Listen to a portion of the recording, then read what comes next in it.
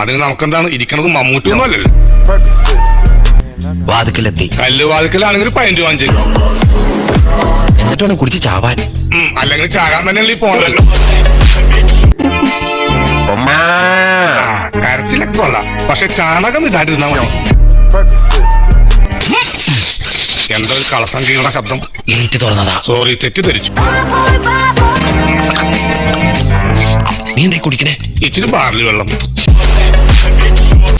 Barley വെള്ളത്തിന് എന്താ ബ്രാൻഡിയുടെ മണം? അതല്ലേ ഞാൻ പറഞ്ഞത്, ബാർലി വെള്ളമൊന്നും. പശുവിന്റെ ആട്ടിറക്ക് മതിയാ. പോരെങ്കി 2 ലാഡറും കടിക്കാം.